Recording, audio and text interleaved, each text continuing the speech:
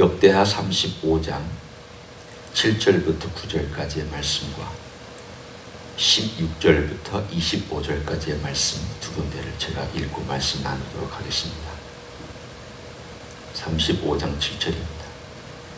요시아가 그 모인 모든 일을 위하여 백성들에게 자기의 소유 양떼 중에서 어린 양과 어린 염소 3만 마리와 수소 3천 마리를 내어 유월절 제물로 주매 방백들도 즐거이 희생을 드려 백성과 제사장들과 레위 사람들에게 주었고, 하나님의 전을 주장하는 자 hil기야와 스가랴와 여히엘은 제사장들에게 양 2,600마리와 수소 300마리를 유월절 제물로 주었고, 또 레위 사람들의 우두머리들 곧 고나냐와 그의 형제 스마야와 느다넬과 또 하사바와 여히엘과 요사밧은 양 5,000마리와 수소 500마리를 레위 사람들에게 유월절 제물로 주었더라.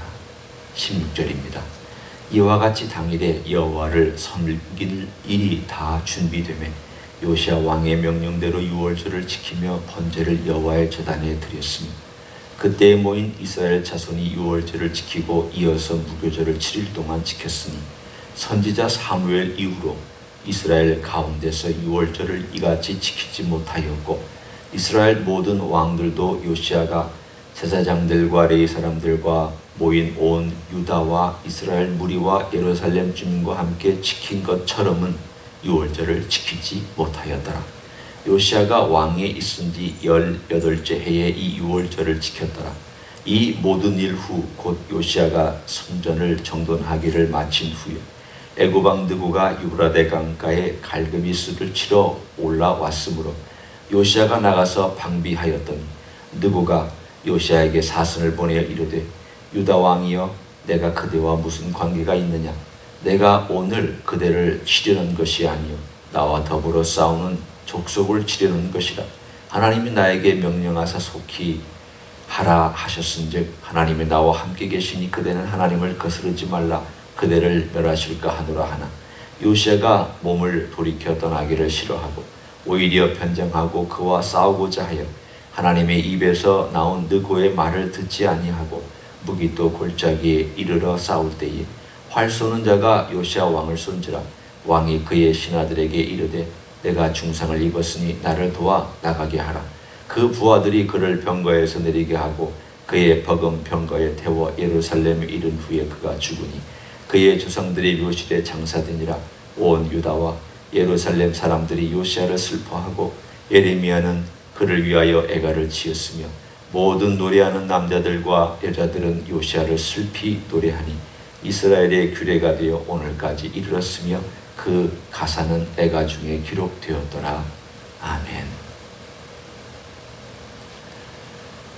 마지막 불꽃처럼 반짝하고 사그라들었던 유다 왕국에 어떻게 보면은 마지막 왕이라고도 칭할 수 있는 그 뒤에 나오는 4명의 왕은 일종의 허수아비처럼 들락날락 거렸기 때문에 진짜 왕으로 삼는다면 요시아가 마지막입니다. 그런데 이 요시아가 하나님께 기도하면서 하나님께서 이 유다를 어떻게 불쌍히 여기실까 하는 그 간절한 마음으로 유월절을 지키는 것을 볼 수가 있습니다. 하나님이 이미 말씀하셨습니다. 너는 평안히 묘실로 돌아갈 것이다. 내 눈으로 이 모든 환난과 이 모든 일어나는 상처들은 너희가 보지 않을 것이다. 그렇지만 이 요시아의 마음 가운데 하나님을 향한 그 열심을 가지고 어떻게 하든지 백성들 앞에서나 하나님 앞에서나 하나님께서 원하시는 삶을 살게 해주기 위해서 오늘 본문에 나온 대로 유월절을 성대하게 준비하고 있습니다. 얼마나 성대하게 준비를 했는지 우리는 두 유월절을 지킨 사건을 비교해 볼 수 있습니다. 한 번은 히스기야가 북쪽에 다 이미 멸망한 북왕국의 남은 자들과 또 유다를 다 불러들여서 첫째 달에 지킬 수 없었기 때문에 둘째 달에 지킨 사건이 있었습니다. 그 그때 드린 양이나 그때 드린 소의 숫자와 우리가 비교해 봅니다. 오늘 여기에 나와 있는 제가 읽었던 7절, 8절, 9절에 나와 있는 이 말씀은 거의 2배 이상에 가까운 숫자를 드렸습니다.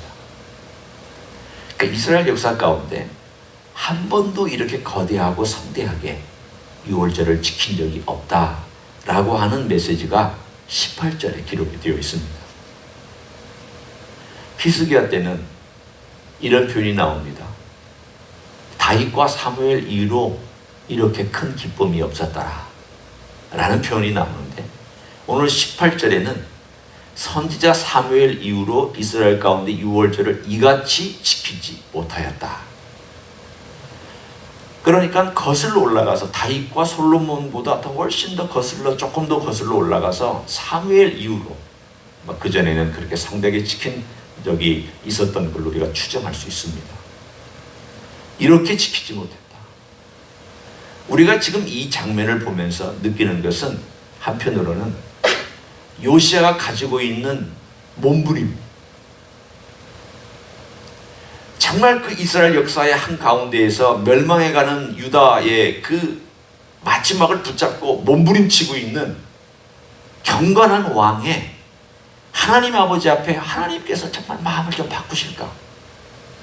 하나님께서 우리를 불쌍히 여기셔서 유다를 용서해 주실까? 우리가 회개하고 돌아오면 하나님께서 유다 왕국을 그래도 유지시켜 주실까라고 하는 그 일말의 소망을 가지고 하나님 아버지 앞에 전심전력하고 있는 모습을 우리는 볼 수 있습니다. 그는 그렇게 했습니다. 그는 하나님 아버지 앞에서 어떻게 하든지 하나님께서 말씀하신 내용이 있지만 혹시 하나님께서 그래, 내가 내 뜻을 돌이키마, 내가 너희들의 왕조를 유지시켜 주마 라고 하는 그 말 한마디를 혹시 듣고 싶어서 이렇게 열심을 내지 않았나 싶은 메시지가 오늘 본문에 숨겨 있습니다. 하여튼 거대하게 유월절 지켰습니다. 성전 깨끗하게 했습니다. 우상들 제거했습니다. 심지어는 산당도 제거했습니다. 어떤 유다 왕들도 산당을 제거하는 데 성공한 왕이 없습니다. 우상들은 제거하는 데 성공, 히스기야도 우상들은 제거하는 데 성공했지만 산당은 성공하지 못했습니다. 또 산당을 많이 그 이후로 졌습니다. 그런데 요시야만큼은 일단 개혁적인 면에서 볼 때, 겉으로 볼 때에 성전 깨끗하게 하고 보수하고 제사제도 다시 회복시켰습니다. 산당 없앴습니다. 모든 우상들을 없앴습니다. 하여튼 눈에 보이는 모든 우상들은 없앴습니다. 그리고 오늘 본문에 있는 것처럼 유월절 성대하게 왕조 이래로 어떤 누구도 지키지 못하였던 그 규모로 성대하게 지켰습니다. 자기의 전 재산을 드리다시피 오늘 본문에 보면은 염소와 양을 3만 마리를 드렸다고 그랬고 3천 마리의 숫소를 드렸다고 그랬습니다. 자기가 동원할 수 있는 모든 열심을 다해서 하나님께 드리고 싶은 마음으로 그가 정말 드렸습니다. 그런데 오늘 20절에 보면 불행한 사건이 하나가 등장합니다. 참 분위기가 바뀌고 있는 것을 볼 수 있습니다. 이 모든 일 후 곧 요시야가 성전을 정돈하기를 마친 후에라고 오늘 여기에 기록된 이 역사 속에 요시야가 이렇게 열심히 했지만 하지만 이 사건이 있음으로 인해서 어떤 결과가 났는지를 우리들에게 넌지시 분위기를 바꿔서 얘기를 해줍니다. 이때 그의 나이가 39살입니다.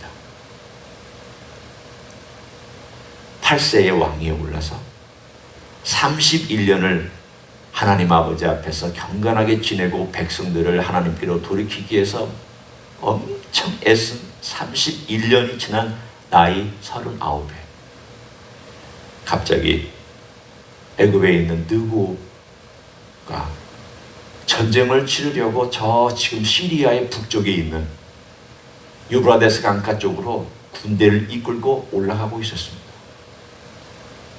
간단하게 정리하면 느고는 지금 바벨론이라고 하는 거대한 신흥 세력과 전쟁을 치르려고 올라가고 있었습니다. 그 당시에 아수르는 이미 쪼그라들어서 마지막 자기 힘을 버티고 있을 때 왜 애굽이 치러 올라갔는가? 거기에 올라갔는가 하면 아수르를 도와서 바벨론을 멸망시키려고 전쟁을 치르러 올라가고 있었습니다. 그런데 오늘 여기 나와 있는 이 왕은, 이 39살의 젊은 왕은 아수르가 싫었습니다. 전통적으로 아수르는 유다와 이스라엘을 멸망시키기도 했고 괴롭힌 그러한 제국이었습니다. 그래서 싫어서 애굽 왕 느고가 아수르를 도와주러 올라가는 것이 싫어서 거기서 중간에서 끼어들어서 전쟁을 치르다가 오늘 본문에 있는 것처럼 죽었습니다.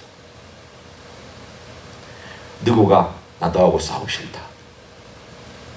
하나님의 나보고 그렇게 하라고 이 길을 지나가라고 했지 너하고 싸우라고 하지 않았다. 이 말은 그가 하나님을 믿었다라는 말이 아니고 네가 하나님을 믿지 않느냐.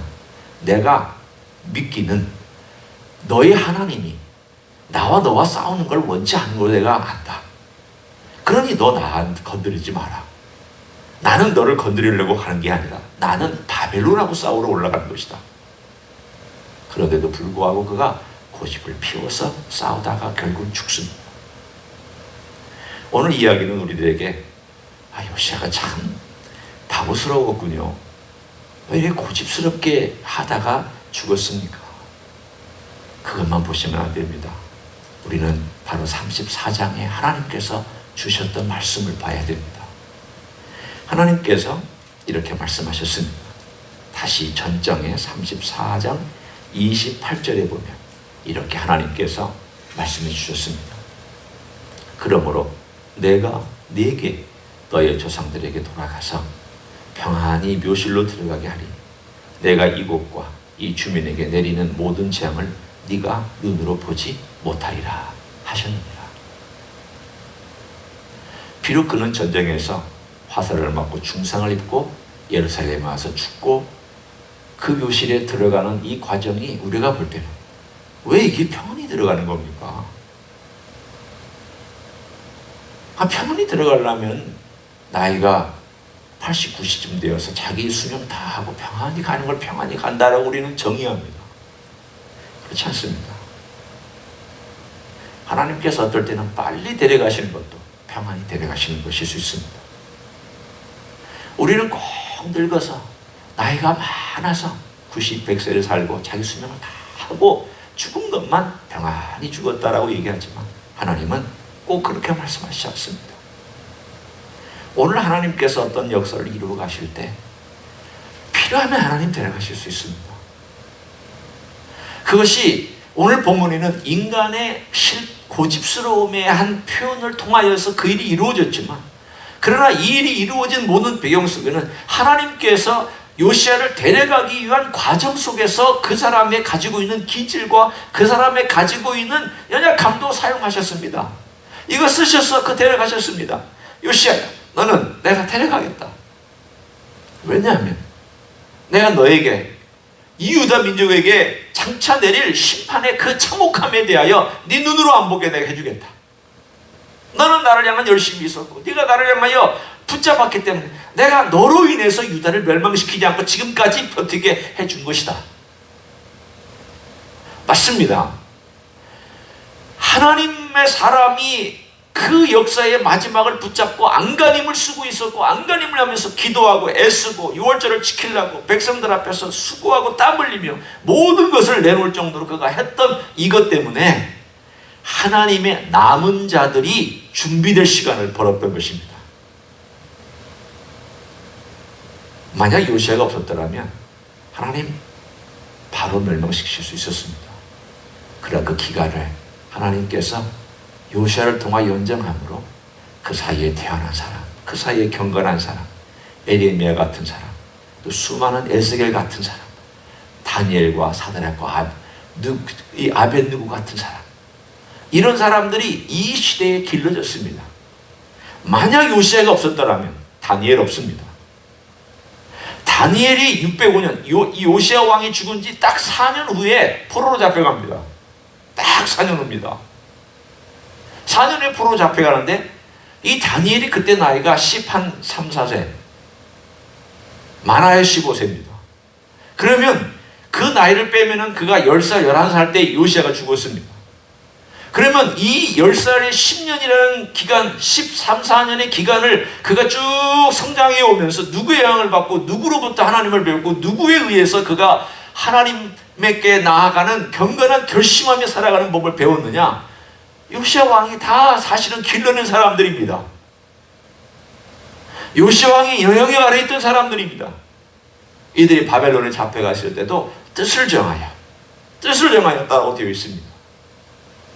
오늘 요시야 왕은 실패한 게 아닙니다. 요시야 왕은 하나님의 시간을 벌어서 이때의 경건한 사람들을 키워냈고 남은 그루터기를 만들어냈으며 하나님의 영향력을 가지고 그나마 하나님을 향하여 바라보는 사람들을 향한 진하고 강한 영향력을 남겨놓고 장렬하게 39에 죽었습니다. 오늘 우리는 그 이야기를 읽습니다. 여러분, 우리가 하나님 아버지 앞에 내가 기대했던 바가 이루어지지 않는다 할지라도 내가 하나님을 향하여 가지고 있는 열심과 기도와 눈물과 아픔이 어떻게 사용될지를 나는 몰라도 하나님은 사용하실 줄로 믿습니다. 신뢰하십시오. 하나님은 우리 기도를 들으시고 내가 이 시대를 위해서, 연약한 사람을 위해서, 가정들을 위해서, 아픈 자들을 위해서, 혹은 지금 아직 복음에 돌아오지 않았거나 복음을 믿다가 미끄러져서 어려움을 겪고 있거나 가정의 여러 가지 환난 때문에 고통당하고 있는 그분들을 위해서 기억하고 기도해 주면 어떤 때는 내가 기도한 방식대로 이루어지지 않을 수도 있습니다. 그러나 하나님께서 언제 어떻게 어떤 방식으로 이루어질지를 우리는 맡겨 드릴 수 있습니다. 요시야의 생애는 그것을 우리들에게 보여줍니다. 오늘 하루 요시야가 실패한 것만은 아닙니다. 요시야가 애쓰고 수고했던 것을 하나님께서 인정해 주셨을 뿐만이 아니라 요시야가 남긴 영향력이 컸구나. 그 영향이 컸다라는 것을 우리는 어떻게 짐작할 수 있느냐? 물론 여러 가지 시대적인 정황과 사건들을 통해서도 볼 수 있지만 본문의 25절에 보면 그 영향력이 어떻게 남겨져 있는지에 대한 것을 그냥 살짝 느낄 수 있습니다. 에레미야는 그를 위하여 애가를 지었으며 모든 노래하는 남자들과 여자들은 요시야를 슬피 노래하니 이스라엘의 규례가 되어 오늘까지 이르렀으며, 오늘이 언제입니까? 이 책을 쓴 바벨론 포로에서 돌아와서 다시 새로운 세대가 되었던 그 세대, 4세기, 5세기를 얘기합니다. 혹은 조금 올라가면 6세기까지. 그때까지도 요시야 왕을 위하여 슬피 울면서 그를 기억하고 노래하였다는 뜻입니다. 그러면 한참 시간이 지났습니다. 100년, 150년이 지난 다음에도 요시야 왕을 기억하면서 그를 슬퍼하고, 그때 그 왕이 옳았다. 그때 그 왕이 하나님을 사랑해서 유다 백성을 그렇게 하나님께 데리고 가려고 애썼던 그 눈물이 옳았다. 그의 기도가 지금 이렇게 우리를 이 자리로 이끈 것이다. 그러면서 그의 39살에 죽은 슬픔을 슬퍼하고 안타깝게 생각하고 시간이 지난 다음에도 그 노래를 부르고 있다, 이 뜻입니다. 얼마나 영향력이 컸으면 이런 노래를 그렇게 오랜 시간이 지난 다음에도 부르고 있겠습니까? 그는 결코 실패한 왕이 아닙니다. 성공했습니다. 다만 그가 원했던 방식으로 성공한 것이 아니었기 때문에 우리가 볼 때도 그렇게 보이는 것뿐입니다. 우리의 삶의 최종적인 것은 지나가 봐야 합니다. 눈앞에 있는 것과 현재 것만 가지고 이 사람 실패다, 성공이다 말할 할 수 없습니다. 우리 할 일은 실패다 성공이다를 떠나서 하나님 아버지 앞에 우리의 최선을 다해서, 이 시대가 악한다 할지라도 우리가 최선을 다해서 내가 가진 한계가 있지만 그걸 가지고라도 주님 앞에 나와서 바로 서서 경건한 삶을 살아가고 경건한 영향력을 미치는 삶을 살아가면 주께서 주님의 방법과 시간에 주님의 뜻을 이루어 가실 줄로 믿습니다. 이런 생애 사시기를 예수님의 이름으로 간절히 축원합니다. 기도하겠습니다. 하나님 아버지 감사합니다. 요시야 왕의 생애를 마지막을 잠깐 살펴보았습니다. 참으로 인생적으로 볼 때는 안타깝고 39에 요절하였고 전쟁에서 죽었기 때문에 참으로 비참한 죽음이라고 생각하기 쉽습니다. 그러나 이것은 하나님께서 원하시는 것이었고 그를 데려가기 위함이었으며 하나님께서 이스라엘 유다 백성에게 보여주시고자 원하는 그 다음의 역사의 긴 안목에서 그가 성공한 왕이었음을 말씀해 주시는 대목이었습니다. 감사합니다. 주님, 우리도 이 땅에 살아가면서 성공과 실패를 함부로 재단하지 아니하며 온전히 주님께서 우리를 인도해 가시는 방향대로 최선을 다해서 살아가기를 원합니다. 우리의 기도와 섬김과 눈물과 또는 봉사와 주님의 나라를 위하여서 애쓰는 모든 것들이 언젠가 아름다운 결실되어 맺힐 것을 기대하며 오늘도 수고하고 애쓰며 땀 흘리고 눈물로 기도하고 주님께 나아가는 종들이 되게 하여 주시옵소서. 이제는 우리 구주 예수 그리스도의 은혜와 하나님 아버지의 극진하신 사랑과 성령 하나님 교통하심의 역사가 오늘도 우리 주님의 뒤를 따르는 종으로서 우리 주님께서 주신 귀한 사명 끝까지 잘 감당하여 하나님 아버지 앞에서 인정받는 종으로 열매 맺는 종으로 살아가기를 소원하는 이 자리에 참여한 종들 위에와 주임지 히스교회 위에와 이민교회들과 한국교회들과 선교사님들 위에 이제부터 영원히 함께 하실지어다. 아멘.